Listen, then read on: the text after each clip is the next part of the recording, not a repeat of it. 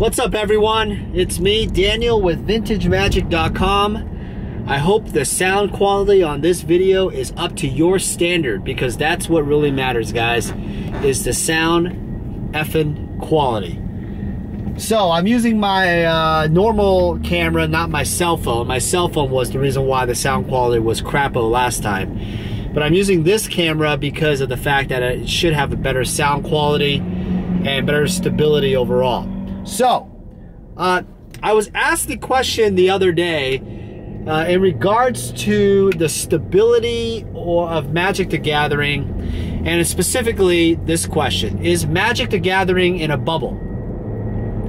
And for those of you who don't understand what a bubble is, it's not the crap that you're chewing right now, or the chewing tobacco, whatever you're doing. A bubble in business and finance is basically something that is a market that's about to burst or will burst in the future. And markets can be anything. It can be real estate, it can be commodities, it can be stocks, online, tech, the whole tech bubble back in the day. I think it was like 2001. There's many tech bubbles actually, now I think about it. But usually people question bubbles, if there's a bubble, when the prices of things have gone up so fast. You wonder, well, is the gravy train going to end? And is it going to become like Host Town level here soon? You got to wonder that, because, the question is, yeah, that was pretty cool. I just kind of narrowed down. I can see my head now. You got to ask yourself, like, what will happen to Magic in general, And I look at primarily Magic as of the following thing. You got to look at this phenomenon, is that Magic is a luxury type of thing. It is a luxury investment. So if you are, if the majority of the people who are buying it lose their jobs, they end up having to obviously sell their cards to pay for their food and their shelter and whatever, beer, things that matter to them more than Magic, shit's gonna hit the fan. It's pretty scary. And I look at the current state of Magic, and my impression of it is, no, we're not in a bubble right this very moment. Now, the question also presents, are we ever going to be in a bubble?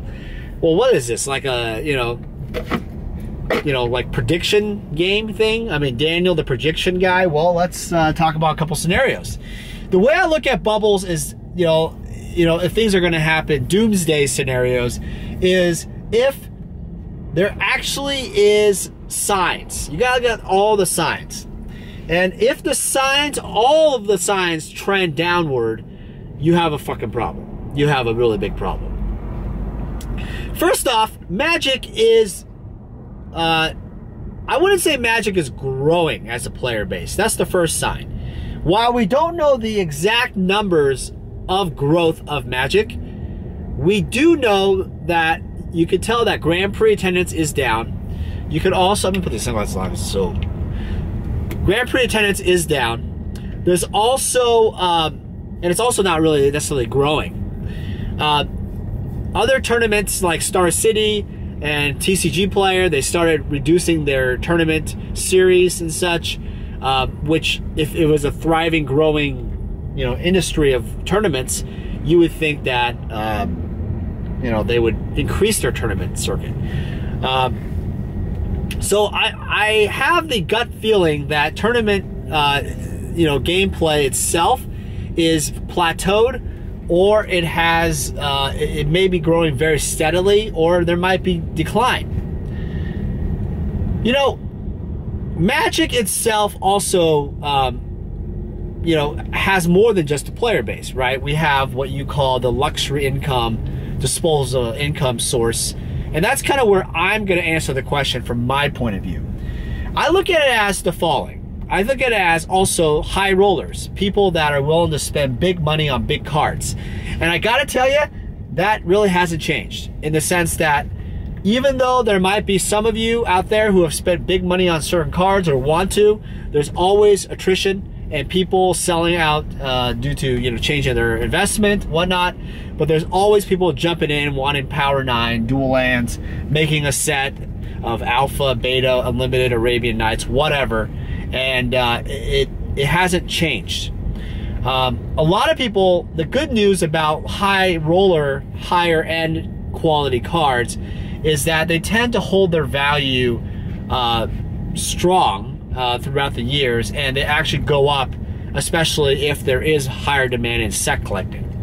What is high roller? Well, I'm talking about cards that people pay more premium than the typical basic quality cards. And basic quality would be cards that are barely making the grade. They don't really look the part sometimes. You want to find, I'm talking about cards that are high quality, high subgrades, BGS 10s, high quality 9.5s, and PSA 10s, obviously. Even high quality PSA 9s or BGS 9s. But in general, I don't think that market's changed, because people are still buying those cards from me. They're still buying from the marketplace. Now, I will say this, that the vintage market itself has gone down in some way. There are certain cards that are definitely have gone down since 2015, which I consider the peak. Been saying that for a while, but since 2015, prices have gone down. So there's also a trend of old school Magic. You know, I've talked about 93, 94, that format, and the cards for players and also collectors and investors, those cards have gone up. There's also reserve list cards that have gone up also. So I don't think that there's a bubble, in the sense that those guys, those people buying these cards in all these categories, they're not selling out like crazy.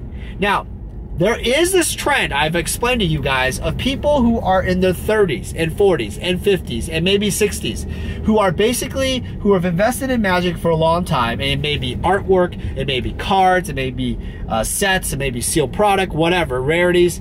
People are looking to sell their product, and that's healthy for the market. I say it's healthy because if you don't have recursion of previous items, then it's always holding, then you're always going to see a major spike in terms of lack of inventory, and prices go up too high, and there's no actual sales, and it's all made up, and it's all make-believe money. So when I see items on eBay, when I see items on other stores, I see people, you know, putting on Facebook groups and doing their own little auctions, it shows me that the economy is healthy, people are buying. Another sign, this is something that you guys may not see because you're not really involved as much, and because it's also very rare to calculate, it's very difficult to calculate. MTG Goldfish and MTG stocks are not calculating this factor, is artwork. Artwork to me is the ultimate luxury item. Let me say that again, ultimate. Like, the ultimate for like any Planeswalker. There is no question that if people are buying artwork, Magic the Gathering artwork, and they're spending luxury, and then that market has actually, you know, grown in many different ways, or, you know, it's plateaued in some areas, but still, you still see actively traded, sold items consistently. And the MTG art market on Facebook is a great place for that venue. I recommend you guys joining that group if you like Magic the Gathering artwork. And I also put altered cards in that category. Altered cards, commissions, whatever. If people are buying altered cards, commissions from artists, and I see it all the time, people are still investing their hard-earned money into these things. That means that the market is healthy. Now, probably wondering, well, why is that? Because altered cards and artwork are extremely personal in many different ways. If you have a commission from an artist and you interacted with that artist, and someone's willing to spend their money to spend, we're not talking about like $5 here. We're talking about hundreds to thousands of dollars to do alters and commissions and different art pieces, replica paintings. There is lots of different ways where artists are making money. If the artists are making money, there is luxury income that is being spent. And I'm talking about my marketplace. In terms of my market area, I'm not talking about standard, the state of modern, because I don't know what the hell that's really going. But I'm talking about specifically, by the way, the rarities column, right? So if you look at all those markets, I don't see a bubble. I don't see like something exploding and going to end here in the next year or whatever. Now, what I do see is lack of consumer confidence. I've been saying it about Wizards for a very, very long time. I don't think, and I've been talking about this with my friend Clint and other people that I work, around me in the Seattle network, and they all agree that the confidence of people playing the game nowadays is fragile, very fragile. That's the word. It is extremely fragile. And with this kind of fragile confidence of Wizards and what they're going to do next, it's scary. It's kind of like the stock market. You kind of, if you don't have a confidence and there's a lot of unknowns, when there's that breeds volatility. And when there's too much volatility, there's really no growth. It's very, very dangerous. And like I said earlier, is that people have shifted a lot of their modern cards and stuff like that, even legacy cards, and put them into vintage, old school, and graded cards and rarities, because they started realizing exactly what I said in the very beginning of all my videos, is that when you own the only thing, or you own one of 5 or one of 10, who cares? I mean, in case of Alpha 9.5 Black Lotus, 1 of 33 for God's sake. But you know what? It's only 33 versus what? Modern Masters 2,000 million? I mean, there's going to be like, what, billions of them? That's my whole point, is that you got to look at the fact that there is a considerable amount of lack of control of the marketplace when you have too much product out there. I'm talking about the new shit. All right, so bubble-wise, I don't think it's happening. What are some things that could trigger bubbles? This is a really good point. A really good point of this conversation is that bubbles, to me, if something was to happen, if shit was to hit the fan, the first thing I would probably observe that would be a very big red flag is a lot of large collections selling on eBay instantly for no reserve. Don't care what it goes for. And also, if people start saying, well, I just lost my job.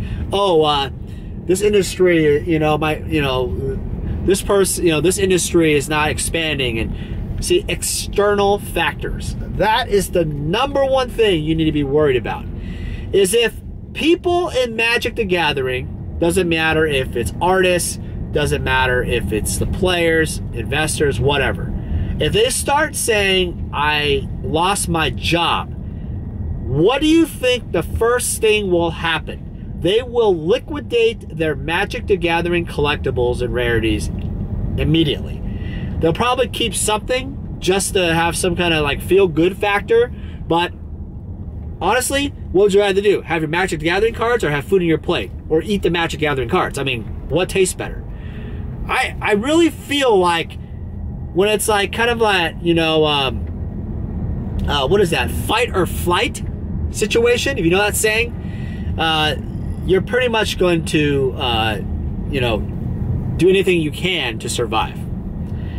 Another warning sign I would say that really is a little bit, subtle, very subtle, is that back-to-back years of player decreasing, lack of player involvement, lack of interest in playing in the game mechanics, that is a little worrisome because it's something you wouldn't really feel your locale may feel in some pockets, but it could hurt really badly the overall numbers and the picture, which will cause desperation with what we call Wizards of the Coast and their craziness already. I don't know if they're going to handle that well. Another thing that I could worry about, and this is something that you guys probably seen and concerned about, is Wizards' lack of like consistency, for God's sake. I don't know if it's Hasbro. I don't know if it's like the Microsoft CEO. I don't know what's going on, but they're doing nothing to promote collecting of Magic. All it is the same bullcrap theme, you know, Egyptian theme, dragon, Mayan theme. I mean, whatever theme you want to theme this, it's getting old. Doesn't it feel old? I mean, honestly, when you're playing Magic, are you getting a little bored? Seriously, ask yourself, are you bored playing Magic? And then when people start getting bored and start wanting to, you know, find a different kind of entertainment, you find a problem that is so systemic, I don't think Wizards could ever recover from that. Is that if other games appeal beyond the Magic the Gathering scope, and it's also cheaper, maybe less thought process, obviously not as deep and analytical as Magic, but has more of what provides that entertainment in their minds. And again, this is the casual gamer, right? Casual gamers don't really care about necessarily about the deep thought tournament play. They just want to play. They want to have some fun. And if the game starts becoming like lackluster, you know, like boring, you know, vanilla, you're going to start seeing a really decline that probably can't get fixed. And I wonder if Wizards is ever going to take a look at that and be concerned about that. Right, this is a great question, guys, and I hope to hear from your comments below about what you guys think. And I really appreciate your guys' support on Patreon and subscribing and liking the video. It always helps. Take care, guys.